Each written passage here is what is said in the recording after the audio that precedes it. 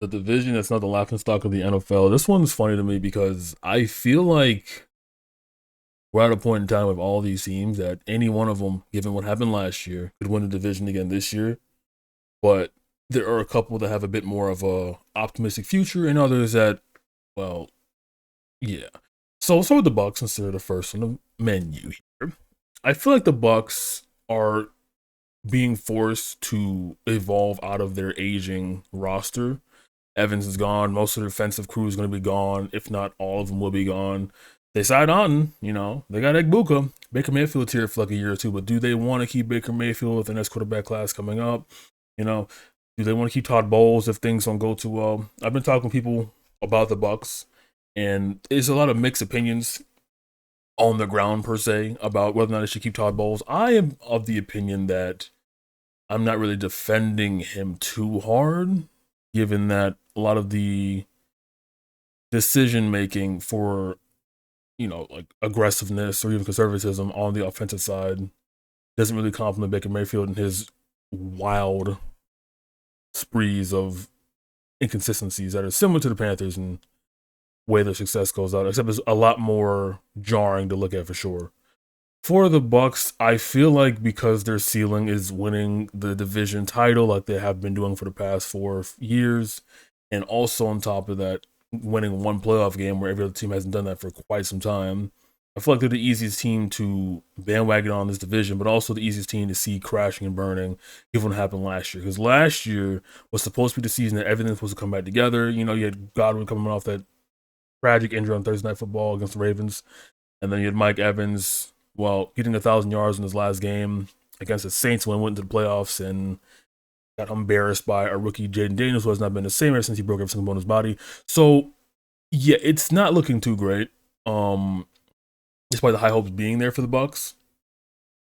But, like I said before, because the division is so in flux, so up in the air, that if they hit on the draft, that since free agency is not technically over, but it's more or less over for the bigger names, but if they hit on the sleeper names of free agency, they keep the names they want to keep, and they, I don't know, decide what they want to do with Ted Bowles or Todd Bowles, my bad, then their future is more stable than not. I feel like, too, because the Baker Mayfield contract I mentioned before isn't as big as, a Tua contract, for example, there's not that much to fear if you cut him. And also on top of that, they're keeping Bucky Irving, so they need a solid backup back. I think they already signed a back, if I remember correctly, to replace Rashad White. If they haven't, that's still going to be make a concern for free agency or the draft coming up. All in all, though, I think this team, while their future is a big question mark, their present isn't as bad as the rest of the teams in this list right now because they've done it before. By it, I mean win a division. Because at the end of the day, that's all you got to do for this this division here. You just got to win it. There's no like making playoff games. You just got to win a division. All of a sudden, you're a comeback story. All of a sudden, everyone's like, "Oh my god, these impoverished poor kids know how to draw a circle." That's how this division looked at in the entire league. By the way, it's just horrible. It's tragic even. So next, the Panthers. The Panthers. Oh my god, Panthers I had hopes for coming into the season. I saw them as the Detroit Lions of yesteryear when they were like 3-12. They came back and just smashed everyone's expectations. That's what I saw them as, and they really didn't live up to those expectations, but they made the playoffs anyway. Now they made the playoffs from technicality, but that's because they took care of business against the Falcons so well that they earned a spot, essentially. Bryce Young having one more year, I want to say it's a prove it year for me, but it's more of a congratulations, you guys to the playoffs. Have another chance, have another shot. Because I don't know what it is with people just being willing to just throw away number one picks or throw away any faith they have in their number one picks. Like, there's a reason why they're number one overall picks, right? I'll be damned all of the traits that make Bryce Young not as a valuable quarterback as the other quarterbacks of the 2024 draft class, even though I know he's not in that draft class. The fact he was number one overall pick is there for a reason, right? It's just get that out the way. So to see that theme happen with Caleb Williams as well, and see Caleb Williams pop off is very just. I don't particularly understand why football fans are willing to just abandon the number one overall pick because they see shinier objects, not either the number two overall pick or someone else who had more success recently. It's like I How do I explain this? So I made a video, I don't know where it's at though, about explaining the conundrum the Vikings are in and saying that young quarterbacks can fail franchise the other way around. That's a Kevin O'Connell quote, and now look at him now. But a lot of fans and teams alike have just forgotten what it's like to develop a quarterback. Because let's face it, it's not an easy position to learn. Because you can rattle off and name more failed Browns quarterbacks than you can of successful franchise altering quarterbacks in any team. Because it's just that rare to have that many in succession for a franchise. Unless you're Packers for some reason.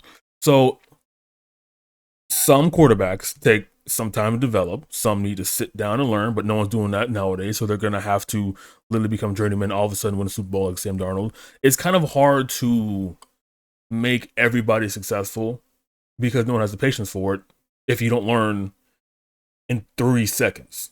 Hell, people were willing to give up on Caleb Williams coming into this year. Well, when I say people, I mean like the media in general because of how poorly he did. And I remember looking at that as like part of it is his fault, other part is like, hey, fix everything up for him, you know. Let's talk about Bryce Young because Bryce Young, when he had his highs, like for example that 450-yard game against the Falcons, where he had to literally prove it or lose his job. Because I remember I say this all the time. I think it was week 10, week 11 game. Mina Kimes was like, hey, whoever wins this game keeps their job. Bryce Young, you're good. Raheem Morris, you're good. If you lose, you're done. And I 100% believe that because at that time, they're both like under 500 and they were like groveling at the feet of the Buccaneers in the division. Even the Bucs were struggling as well. But we didn't see the losing streak happening for the Bucs at that time because they just lost like a game or two. Like, you know, so that was a proven moment right there. But then as time went on, they're more inconsistent. They randomly beat the Rams out of nowhere. And for me, that kind of proved that they can step up when they need to. But there are also games like against the 49ers in Monday Night Football where Brock Purdy threw 3 picks in the first half. And for some reason, Bryce Young could not close that game. So there are things to improve upon, but there are also enough holes to make you concerned. Because 8-9 as a division champ isn't really something to be confident about going into next year. But that division clinching game that you had nothing to be a part of is also very confusing as well. So what I'm trying to say is like, while the Panthers made the playoffs, while they should be happy, next year is kind of just a big question mark. More than the rest of the teams on the list, honestly. Because Rico Dowdle's gone. Now, I will say he didn't really produce much after his major games in the like first half of the season, so understandable. But he is gone. Chuba Hubbard coming off injury, he basically shook off all the rust within the rest of the season. So therefore, I think he's fine. But you need a stable back that is near his level or close enough that should be a Rico Dowdle replacement. Now they did get Jalen Phillips to add to the roster. I believe they overpaid him a bit too much for what his position is and what he can provide, but they are desperate. They have the money and they're willing to take another shot. And I feel like if they even make the division title clinch again, then it would be worth the overpay. If they don't make it, then they're going to have to, start second guessing some things. But I think Bryce Young's your quarterback for at least another 2 years, given what he did last year. And I hate to say this, but I hope they go to the playoffs again, because of all teams here, the one that's the most ready is the Panthers, because they did it last year and they can beat every team in this division at least once, and that's all we really need to do. And that's basically it. Also, they have Tet, so Tet should carry them, like, unironically. This team's so confused with me. Like, I want to have hopes for them. I want to believe in them, but I don't know what to make of this team, bro. I don't know. I hope they do well, but that's all it is. The New Orleans Saints. Oh boy, oh boy, oh boy. Now, this team has the brightest future out of every single team here. I say this because they got their quarterback. Now, is he the best quarterback in the division right now? No. But he has the ceiling to be that. He's proven that, he can scramble if he has to. He's proven that he can throw the beam if he has to. I'm not an accurate X's and O's films guy, but from what I've seen, he's passed the eye test for flying colors. Now, they need to add a couple weapons in the future. They need to beef up the O-line for the future. They need to beef up the defense that's aging out, similar to what the Commanders are dealing with and the Bucks. So they take care of that, then 2 years down the line, we're gonna see them as the new division clinching title, while everybody else is in flux. So this year is gonna be another year of, hey, we got our guy, let's run it back, let's see if we can get a full season out of him. Because if we get a full season out of him, that isn't just, oh well, it's over, let's have fun, then hope can be in there. And for New Orleans to have hope once again that's a beautiful time.